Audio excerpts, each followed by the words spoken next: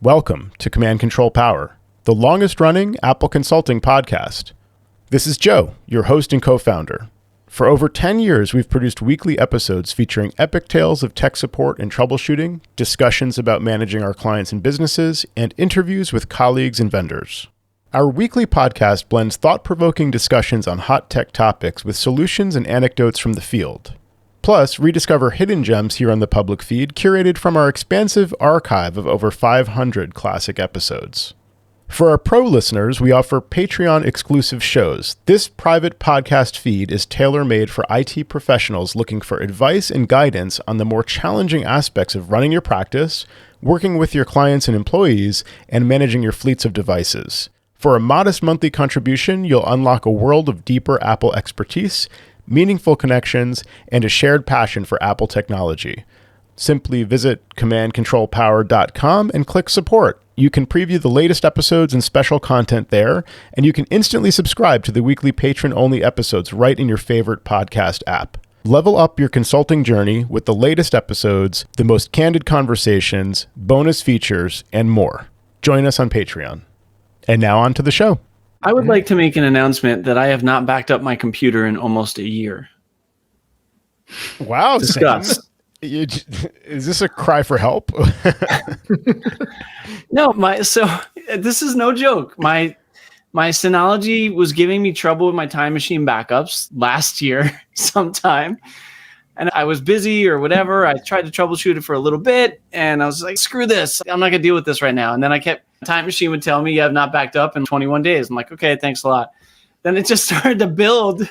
Like Time Machine says you have not backed up in 60 days. I'm like, yeah, okay, whatever. And so now it's up to 277 days. Wow. And that was just, but let me just say this. Like I was thinking about it. I was like, what do I have to back up that I don't really like? I have all my personal stuff on iCloud, my iCloud keychain, everything's there. I have my OneDrive for work data and everything's synced there. So I started to think, what do I care? Like, What does it matter? I don't think it matters. So then I was like, screw it. I'm just not going to back up anymore. But now I keep seeing the alerts and I'm just not turning them off. No, you sound like one of my clients. Yeah. Do I really need a backup? What would I really need a backup? Yeah. What would I lose? Oh my gosh. Yeah. Sam, well, listen, this is on my list to you're talk in trouble. about. What does tell me? All right. I was going to say, let's take a poll, but I think I can guess that Jerry's backed up as of probably the middle of the previous recording. So like backing up right now. Ago. Yeah, exactly. I'm backed up. Do you guys want to guess? Either of you have a guess as to when I'm backed up by? We're talking Time Machine only, right? Yeah. We could talk Time Machine. Time Machine, December 6th for me. It's been a while. And Sam, I had the same thought process as you. And as you're talking, I'm thinking you're channeling our clients because we've had this conversation with clients like regularly. This got added to my list here basically to talk about. And the topic is rethinking Time Machine. Because to your point, it's like, what do we need to back up by Time Machine? Okay, so do you have another backup? That's the other question. Do you have Backblaze? Let's go with what we're talking about right here. You're spoiling my story. Oh boy. Okay. Yeah. No, I have another form backup.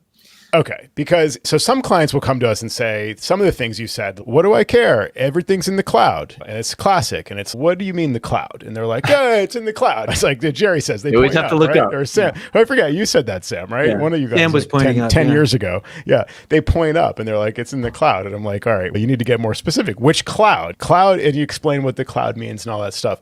And most of my clients have gotten a little bit more confident about this, and they're like, I use Dropbox for this, and I use iCloud for this, and blah, blah, blah. Okay, cool. So they have some general sense that it is in a cloud service. Then we talk about syncing is not backup. Fine. They still don't really care because it's close enough. It's like, It's there. Okay, fine. My thing is talking about Time Machine versus Backblaze, because like when Backblaze came onto the scene, really quickly supplanting, either Carbonite or Crash Plan was the one that I think all of us were using at one point. Right. These were always thought of as secondary. I mean, did you guys back then think of the cloud backup or an online backup, an offsite backup as like the only backup? That was never. No, not as the only backup. No way. So in my head, it's offsite backup, cloud backup is secondary time machine or carbon copy cloner, like some kind of local hard drive backup, is the backup. That's the primary backup. But there's very few occasions where I actually use it as the primary backup in practice. Do you, like, to your point, Sam? Yeah. Hence my story. Exactly. Okay, so I've been rethinking this, and then what about the 3-2-1 backup strategy? That's been like. Well, let me interject. There's very few times you need life insurance, Joe, but it's sure nice when you have it. Yeah. But I'm still looking for an answer to my question. What would I lose? What would you lose? And is it really such a big deal? That's the other thing, is I'm coming around to. It is a big deal. I know. Answer the question, Claire. It's a major PIA if, for whatever reason, fire, theft, or flood, your device gets damaged, to go to the Apple Store and start over. It's so much easier to recover from a time machine backup if you had to. In my case, besides a time machine, and this is not a hooray for me thing, I have a T7 drive that I plug in once in a while, and Carbon Copy Cloner does its thing, updates. And so I know that if it gets stolen or I spill a glass of wine on it, I'm not screwed. But what would I lose? What would I lose? I'm serious. Okay. Like, what would I be missing? I'm gonna answer for Jerry because of something he just brought up. When you say it's a pain to go to the Apple Store and buy a new computer and come back and sign in and hope for the best, that's right. Part of the reason it's a pain is that what you're losing are preferences, settings, just the way you have things set up, applications you need to reinstall, all that kind of stuff. So a lot of people don't care. I know I would care if I started fresh on a new Mac, and I'd care because I would be frustrated in certain cases where it's like, oh yeah, I forgot I changed that setting. Now I have to go back and why does this work this way? Oh, that's the default. I think I would also find it interesting because it would be like, oh, this is the default. This is the way a Mac is out of the box. And maybe some things are better than the way I had them set for 10, 20 years. But either way, it's like a learning curve. And I tell clients that it's more work for us to help you recover from that situation if you don't have a backup, and piecemeal, okay, let's download Office. What did you like? I don't know. What did you do? What apps did you use? I have no record of this. Where's your doc? Your doc's gone. Like, I don't even know. Who are you? Like, so it could get really confusing at a certain point. And it's literally a lot of time to go through this interview process and actually set everything back up again. Yeah. Then again, a lot of kids, my clients' kids will be like, it's all in the cloud. And they're serious. They really don't care if they lose everything and they just sign into Google Docs, they're happy. Yeah.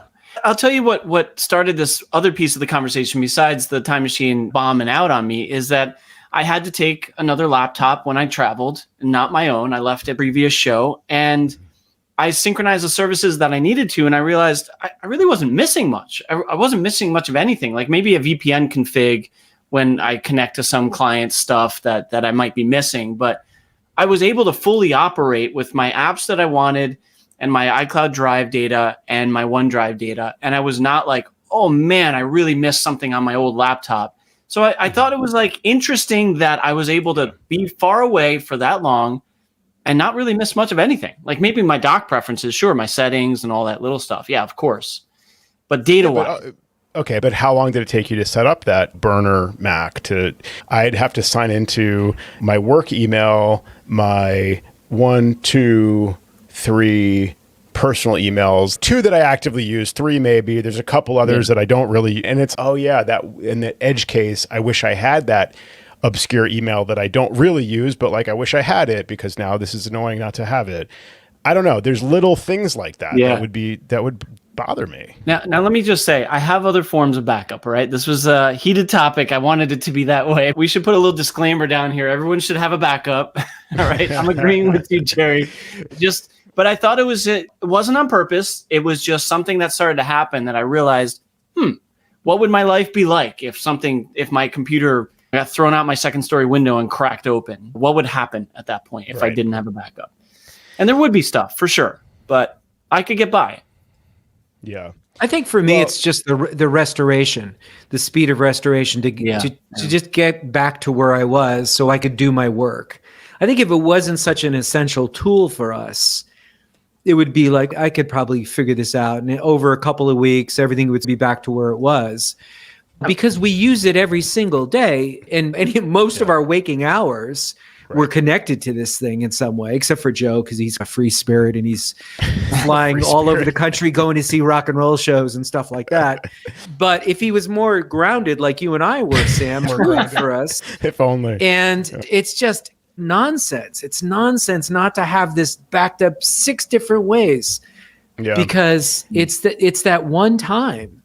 All it takes, It's no effort for us, and the cost is nothing. So what? Yeah, but okay, there is a cost because Time Machine is a huge pain and it just doesn't do its job. It doesn't work. We've talked about this 100 times. For me, the reason that I haven't backed up since December 6th is because, I don't know, it just stopped backing up on that date. And then now I have to go into my Synology and I have to probably increase the quota a little bit, or I have to delete the destination and re-add the destination, or I have to try my little Adigi remediation, stop, wait, start. So it tells Time Machine to stop backing up, and then it waits 3 minutes, and then it tells Time Machine to start backing up. And that works. Why does that work? I don't know. That works sometimes. So it's a pain. And so I just let it go by the wayside. So for us, it's one thing. I agree with you. I wish I had a Time Machine backup. I used to have a carbon copy cloner like you do, Jerry, like with the SSD, plug it in once in a while and it backs up. And now I've got a really fast drive I can work from, and definitely have also the offsite backup. But for clients, like, what is the recommendation? Because I think we're lucky if we can get them to agree to one form of backup. Some clients do have our preferred, up until now, 2 forms of backup. Time Machine is the primary, Backblaze is a secondary. But like I said, at some point in my mind, it started to shift that. Why do I say Time Machine's the primary? It's the one that gives us more problems than anything else. Like, it's nice that it's local. It's nice that it's there. It's nice that it's offline. Like, it's something that you can come home from the Apple Store with a brand new computer. You can basically talk them through restoring from backup, or Apple can, which is also an advantage. But other than those reasons, these days we very rarely do a migration from backup. Usually we're just doing direct from machine to machine. Most of the time they have the machine. If they didn't have the machine, obviously that would be a problem. You need a backup. And preferably Time Machine would be helpful. But we've done restores from Backblaze. It can be done. You can order a drive from Backblaze, you can set up a new Mac fresh, and you can bring the home folder into the user's folder, and you can create the user, claim the home folder, and it's good. It basically works. It's all there is to it. Install some apps and you're golden. So we used to call it the 3-2-1 backup strategy, right? Are you guys familiar with that? That's a long 30, 40 year thing, right? So 3-2-1, 3 is, what's 3? 3 form, 3 media? 3 different types of... 3 different types. No, 3 different types of media. I think it's 2 types of media, right? I'm pretty sure it's 2 types of media. So you can't edit this. Now we're live. No. All right. So I'm pretty sure Sam's looking it up. Go ahead. What is it? Is this on the test? Yeah. Was it on the test? Sam's going to tell us as if he knows, but he did just look it up. I'm pretty sure. I'm looking at it on the screen. So you should have 3 copies of your data. 3 copies. Thank you. On 2 different types of media. 2 different types of media. With 1 copy offsite. 1 copy offsite. Exactly. Okay, so got that straight from my noggin. Just nice. Today's modern world, is that still valid? This is the topic. Do you need 3 copies? Okay, I'm not trying to rewrite history and say we never really needed 3 copies. I think 3 copies are good, but maybe these days 1 copy is on the computer. Of course, that's still table stakes. 1 copy is on a cloud service. So for any day-to-day data, any common data, how many people are creating a file on their hard drive in a folder that's not synced with a cloud service, and then actively working on that day-to-day and not sharing it until it's finished? I think that's pretty rare. I think most people these days have their files in a cloud service already. So it's either in Dropbox or it's in iCloud, or it's inherently cloud-based. It's email that you're composing and responding to. Like, it's stuff that's inherently cloud-based. So 90% of stuff is already in a cloud service. So that's one location. The computer's the other location. And then Backblaze is a backup. Backs up everything that's on the computer. So for me, the perfect world is your Mac has enough space for all your stuff. Your Mac can store all the entire contents of your Dropbox. Your iCloud drive syncs. There's no optimized Mac storage. There's no smart sync. It's all on your computer. And whatever you're actively working on, whatever you care about is in the cloud. Just like our clients have said for all these years, it's in the cloud. It's in iCloud, Dropbox, OneDrive, Google Drive, whatever. And then it's backed up to Backblaze. What's wrong with that? I don't have a problem with that. That's my new 3-2-1, I think. That's my new 3-2-1 backup strategy. I don't know if it's two different types of media because these data centers use hard drives. I guess my Mac has an SSD. That's technically two different forms of media, right? Yeah, we should go back to tape. That'll be a second form. Yeah, I'm going to get a tape. I missed the MacBook Pro that had a tape drive. It had a DVD drive and a tape drive. You could actually rip a DVD to tape if you wanted to. It's all built in. I miss those days. Do you really, though? I have clients who've said basically that same thing. So I don't know. Yeah. So where are we headed with this, Sam? What do you say? Oh, I have you do have other backups, though. Yes, yeah. And you did, I think it was Joe that made the point, but I think we all understand it in the fact that syncing is not a backup, right? So if I needed a file that I deleted 2 days ago, it's not going to be there. Or it could be in iCloud in the restorable deleted items, but there are time frames that go beyond that, and then it's gone. Like, you're not going to get it back. So, of course, you should have a backup. I wanted to trigger Jerry, and it worked a little bit, I think. But we should always have a secondary or third copy of data, and offsite is incredibly key. I still think you're crying for help.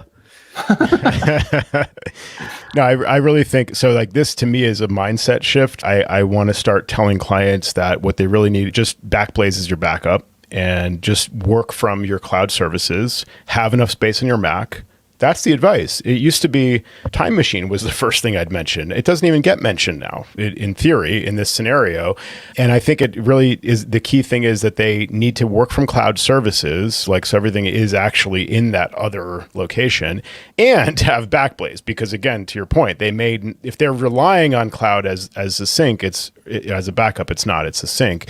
And a lot of them don't understand that, like, they only have a limited time to recover from. Like, iCloud is, what did you say, Sam? Like 30 days, right, to go back. And it's not exactly like, I had an issue recently where a client had deleted his calendar. He downloaded some utility called Cleaner Pro Kit or something. I don't know, Cleaner Kit. There's some really stupid like apps out there, and they're like, save space in your phone. Apple has great built-in tools to do that. And they find some janky app that ends up, it's like by design, this app deleted all calendar entries older than 30 days.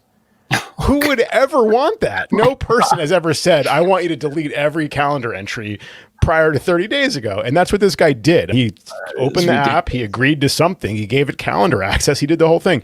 And doing that on his phone deleted his calendar, his historical data of 15 years on his Mac. And he was like upset about it. And so I had to spend a lot of time recovering from where else? Time Machine.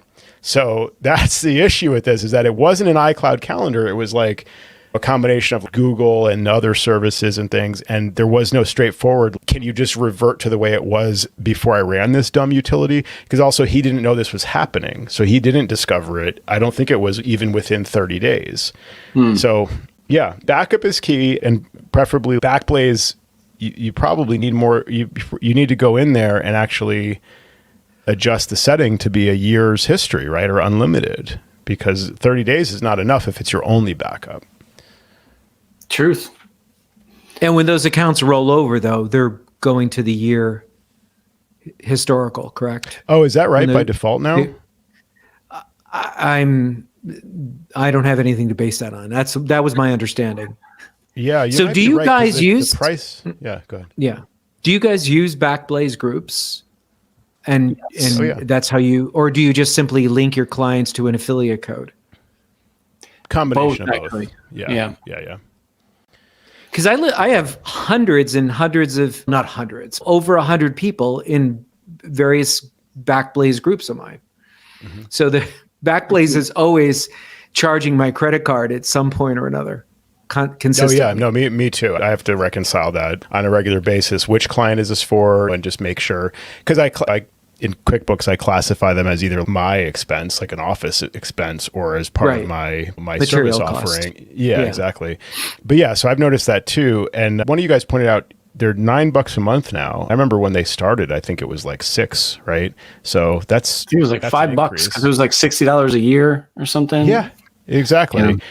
But I think you also pointed out that includes the that includes the version history. So I'm not sure. I haven't seen a renewal yet where I don't know if they're going to, if that's an option for people that have the legacy plan. Maybe that's an option to renew at the higher amount with the longer historical backups, or.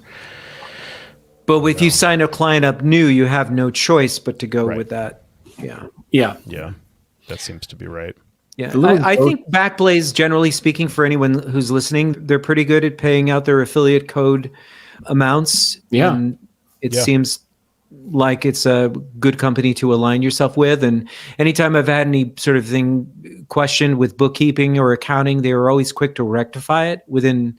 And a lot of people are put off by the fact that you can't pick up the phone, even if you have Backblaze groups, hundreds in my case, and talk to anybody. You have to do it through chat, and sometimes the chat's closed down at some odd times of the day. But ultimately, when you chat with people, you get somebody who has the power to reverse a charge or make a change on your account almost immediately. So that's a nice feature, I think, that they offer. Yeah, I would agree with that. And the managing of groups in general is pretty well done in their interface. You know? So whether you're using the affiliate program where you're just getting paid for someone who has signed up and just keeps renewing, which is great because those residuals increase over time, or you're managing it like you were saying earlier, Jerry, where you've got like the charge on your own credit card for your client and you're including it with the plan. Those are also easy to manage, those groups. You can do that for the B2 storage and all that stuff too. Actually, great point.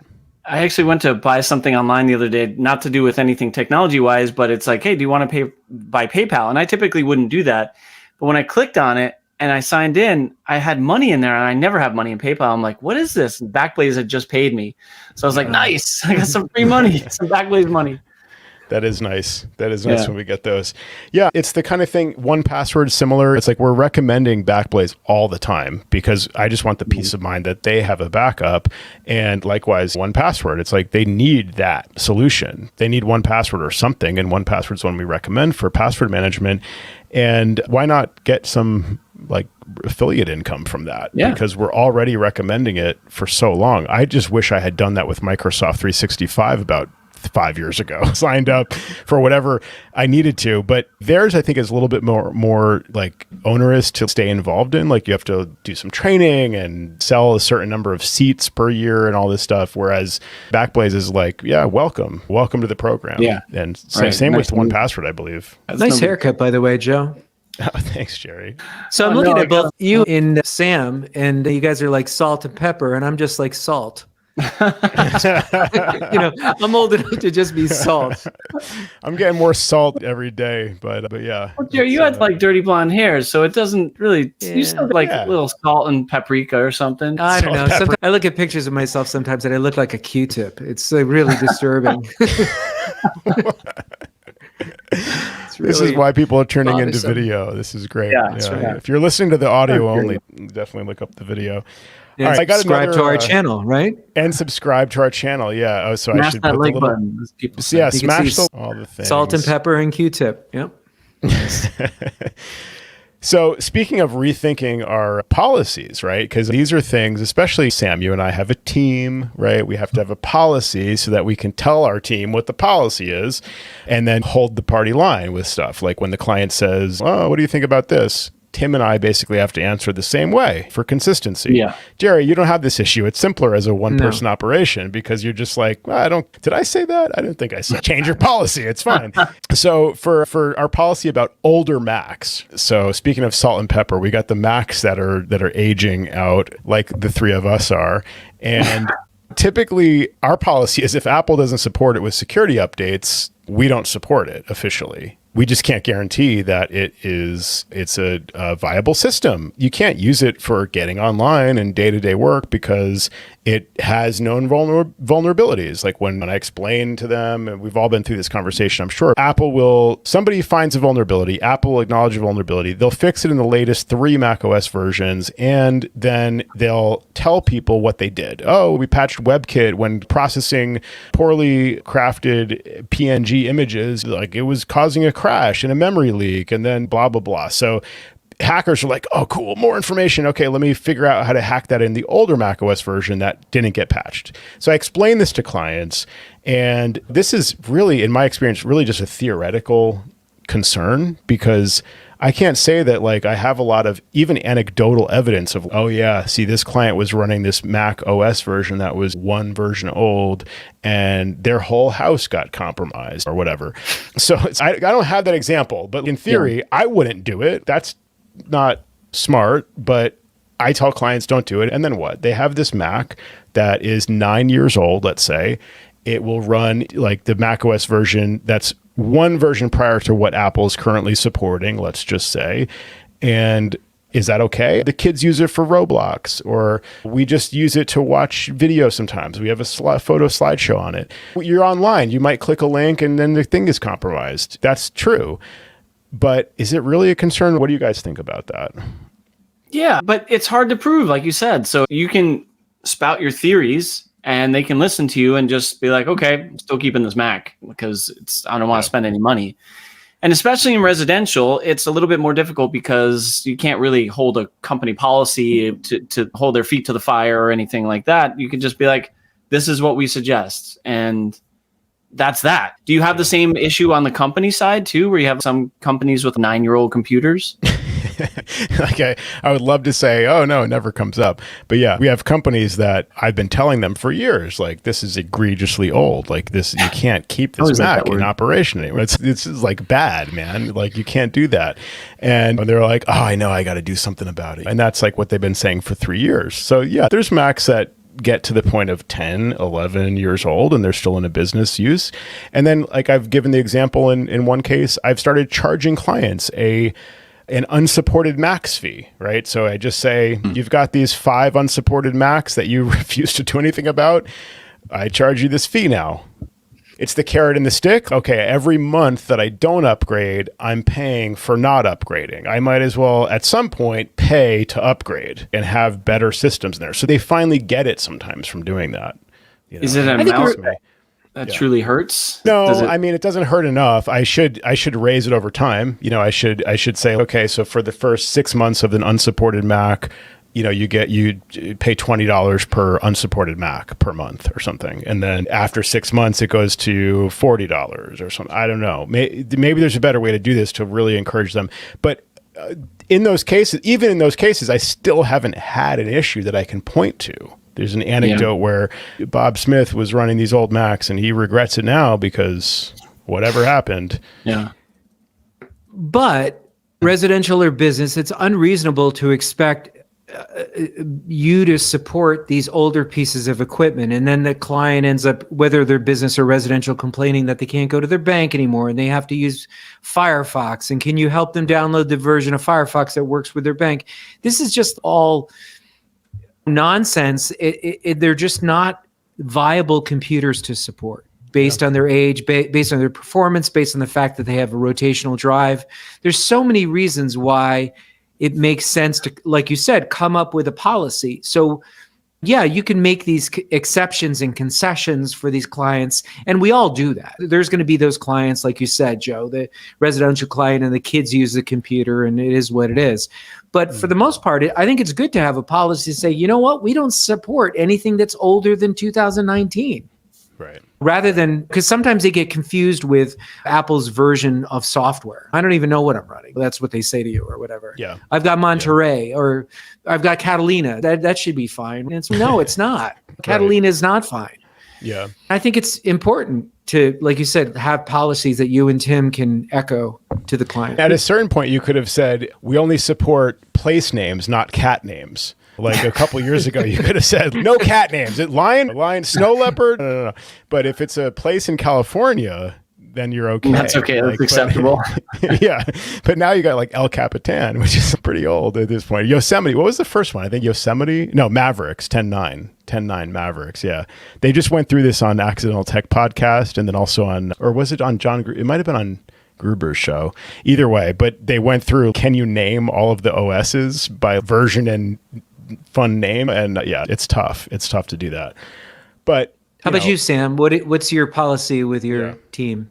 I have the exceptions as well, but I think it's weird. We would say 3 to 5 years, but 3 is really aggressive.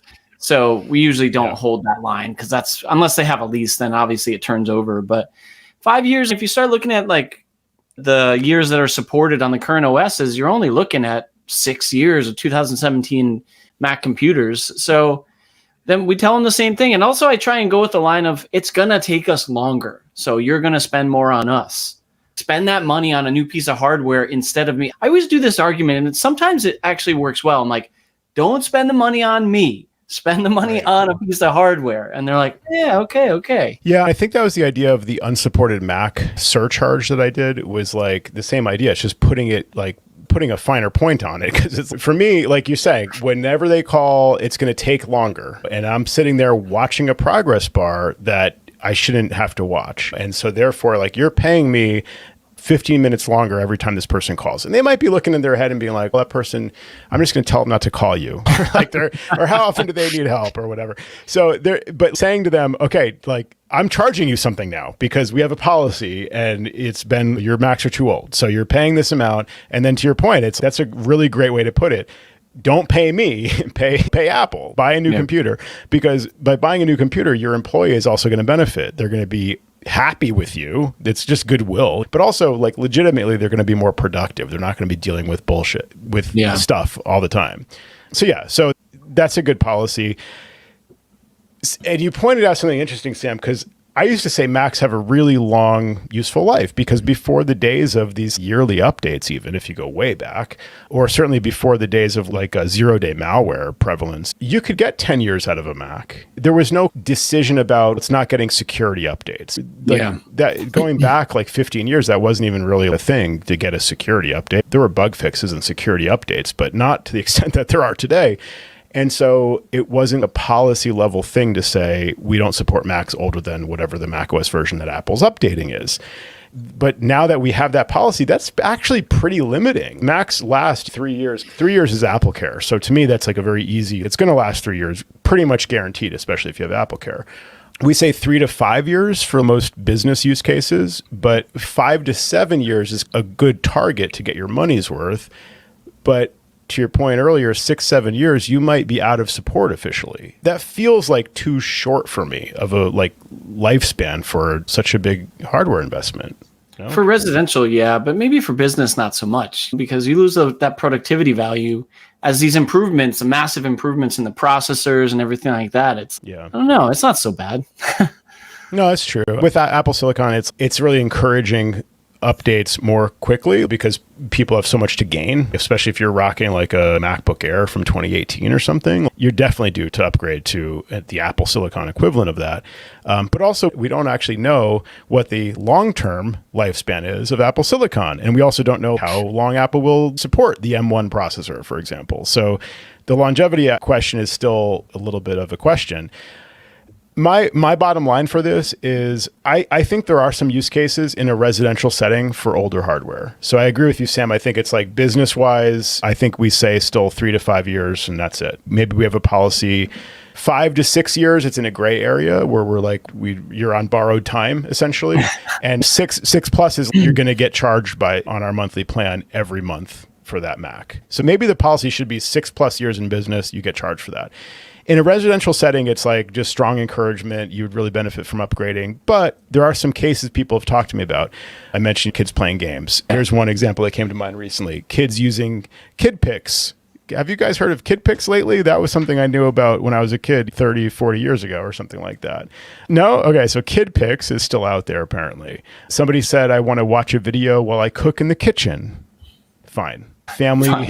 Fine. Family photo frame. So you have remember like they used to buy these digital frames and shelf or something. So it could be a family photo frame. Yeah, they're great. And a Mac is a beautiful thing that you could use that way. So those are some use cases where I think in a residential setting, it's okay.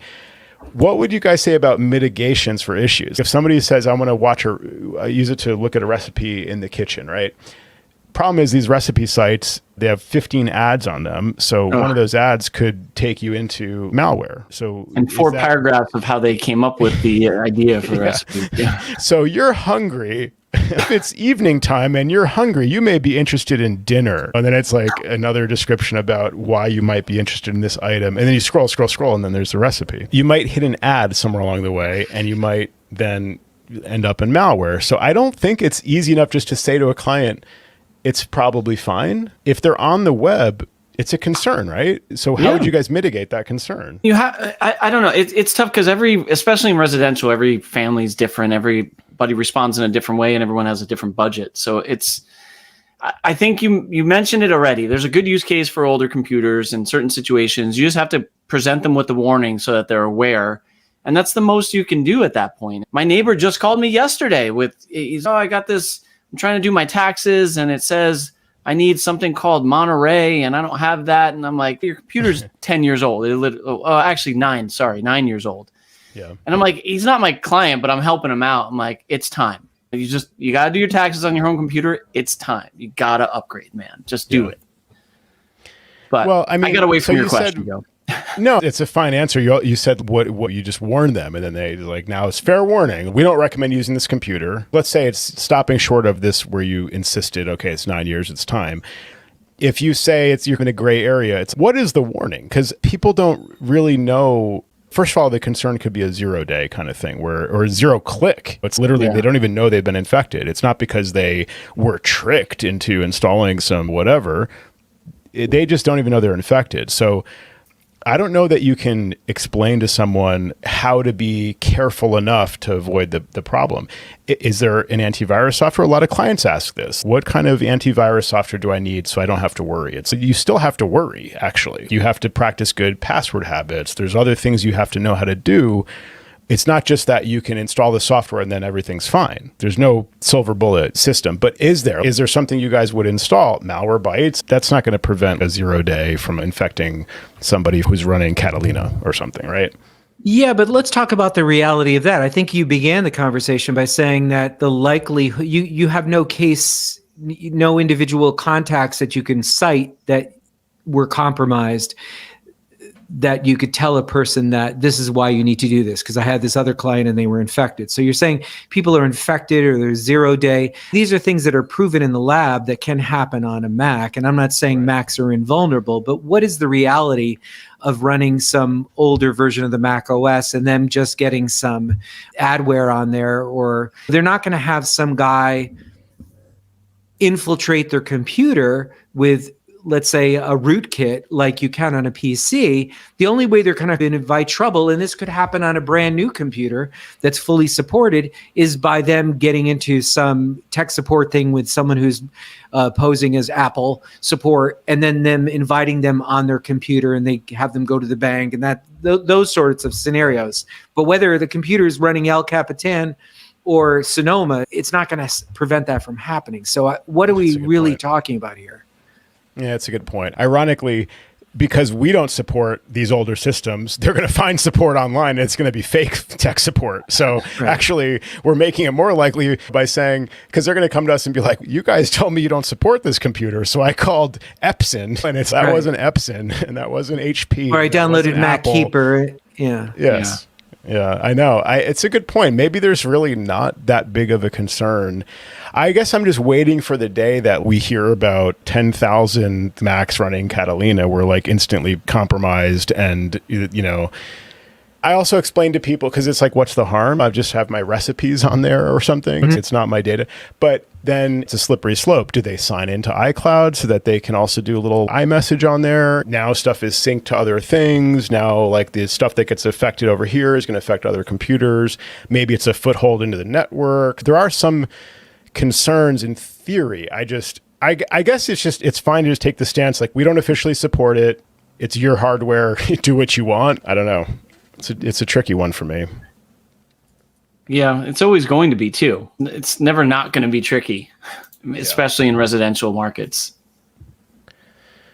I think those are two pretty significant things to talk about rethinking here, Time Machine and the policy for older Macs. So I'm glad you brought that up, Sam, about your Time Machine backup being so far out of date. 277, baby, and still counting. Very nice. And it prompted some good conversations. Yeah, so that was a fun topic. Any other closing remarks from you guys? Any other thoughts? I recently looked at a client's machine, and Time Machine hadn't backed up in some ridiculous amount of days. And so I removed it, re-added it, and it looked like Time Machine was starting to work. It said, analyzing changes, and you get some sort of a progress bar. And then it gets about halfway through, and then it says stopping. Yeah. And it doesn't do anything. It didn't back up. It started to work and then it stopped inexplicably. There's for no rhyme or reason. Have you seen that most recent behavior? I don't know. I haven't backed up in 300 days, man. I don't know. Yeah, there's an easy solution there, Jerry. Just turn Time Machine off and don't worry about it. And there's a perfect case. We're talking about older computers where it doesn't matter. You could have a brand new computer running Sonoma and this Time Machine can go sideways. And when it works, it's a blessing. And otherwise, it's just a big hunk of garbage. I feel like Time Machine is still on Snow Leopard. You know what I mean? Like it hasn't been updated with the OSs. It's just stayed where it was. Yeah. There's no reporting. Wouldn't it be nice if Watchman Monitoring or Adigy or something could pull from the log, like what the actual issue is? Like Time Machine fails and you don't get any information about why it failed. You go to the machine and you click the little info button and then, I tried to back up and I hit the quota. There isn't enough space. It's, okay, it's a space issue. I can solve that without having to screen control this machine. But yeah, you're right. It hasn't changed at all in all these years. And if anything, it has gotten less reliable. Because I'm talking about even backing up, and Jerry, probably the same in your case, just a external hard drive that's sitting on the desk and it's plugged into the computer and it'll just stop backing up. And in many cases, it's 50 gigs free. Yep. What is the deal with that? You've mentioned that on the show before, and you're absolutely right. Yeah. And that's most of the time where I see the failure. It's not like I can get a network drive working again. I can't get a directly connected drive to work. Yeah, you have to erase it. So in the cases where I have this in practice, like in a business or a place where I know they have another form of backup or it's not mission critical data or whatever, I'll just erase it and back up again. Or you need a new hard drive. I know you just bought that 2 years ago, but I know it has 50 gigs free supposedly, but I don't know what's going on. It doesn't give me any information. Just buy a new one. That's not usually my answer. Just buy a new one. But with Time Machine, I cannot be bothered, and you're not going to want to pay me for the time to troubleshoot this stupid thing. Just use Carbon Copy Cloner and be done with it. Yeah, it has solved a few things, and it is a local backup. I wonder it's not a bootable backup anymore, right? It's not. Right. They can't ensure that it's a bootable backup, so I don't think you can use it to restore like a new Mac if you have to migrate from as a migration source. Yeah, it does have that limitation, I believe, but that's where Time Machine can shine if it was any good. Yeah. We should talk more in the future, just to tease the next episode maybe, about, speaking of rethinking policy, there's been some good conversation in our Command Control Power channel on the Mac Admin Slack about whether to replace Watchman Monitoring with another piece of software. And patrons will know that Watchman Monitoring, thanks to our anonymous Apple Consulting Rates and Plans Survey 2024 that we just talked about on our recent episode for patrons only, we shared the results of that survey. Patrons will know that Watchman Monitoring had still close to 70% support, basically, or respondents of our survey have used or are still using Watchman Monitoring. So it's still very well established out there. But some people have asked about whether we would rethink that policy as well, whether to have Watchman Monitoring on Macs that we're managing. Could we do the same thing with Adigy? Could we do the same thing with other tools? So that'll be a topic to pick up on in a future episode as well. And if you're interested in learning more about the results from the Rates and Plans survey, we had a lot of great feedback. Maybe I'll share a couple of things here. We had one person say they've been an avid listener since the beginning and absolutely love the value you all bring to our community. It certainly sets us apart from the other IT providers out there. It's always a highlight of my week. We deeply appreciate it. The Patreon shows are that much better. I think that was a great move. This person shared some good feedback here, scrolling along the bottom of our video feed now. I found the new format better and more informative, as you all have been getting into some better, deeper convos about the struggles of running a business like ours. So that was very nice to read as well. The podcast is great. Listen to it every week. And their only recommendation would be to ease up on the client complaints. So we talked a little bit more about that on a recent episode, but we do get into a lot of client questions and client concerns and how to manage those things. And one person said that they love Command Control Commiserate. So I think that kind of summarizes some of the value from having those discussions about our clients and about our struggles with managing our businesses. So those were just some feedback from the recent episode and the recent survey that we did for Command Control Power on Apple consulting rates and plans. So if you are interested in that topic, you can find us at commandcontrolpower.com, and you can subscribe on Patreon. Just click support on our website. You can subscribe on Patreon, and you can hear us and see us talk about that recent episode, that recent discussion, and lots of other topics for patrons only on that, on a private podcast feed. So you can subscribe right in your own podcast app of choice using your custom Patreon feed. So hopefully that's helpful for people out there. And also, I don't know, Dolly Drive. I'm just putting it out there one more time on the as a banner on the show. That's four shows Dolly in a row that we've mentioned that. Yeah. Oh man.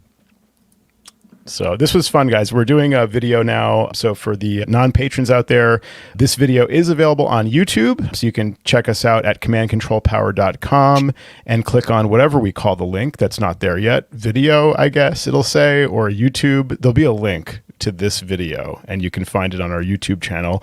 Subscribe on YouTube as well, so you can be alerted when we go live, and you can click the bell. So you can subscribe to our channel and click the bell to be notified when we go live, and you won't miss those episodes.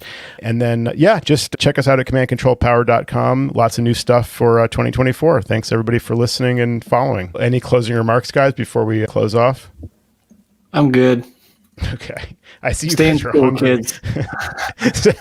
Stay in school. Nice. Awesome. Back up your computers. Do as I say, not as I do. Sam, back up your computers, everybody.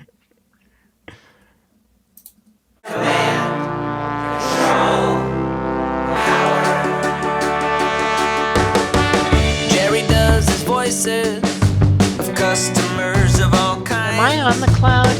Joe spins his deeply detailed yarns all the time. I have a whole story about this. Sam is on the road again, phoning in from a hotel. At least we know where I am. Half a century combined of Apple expertise.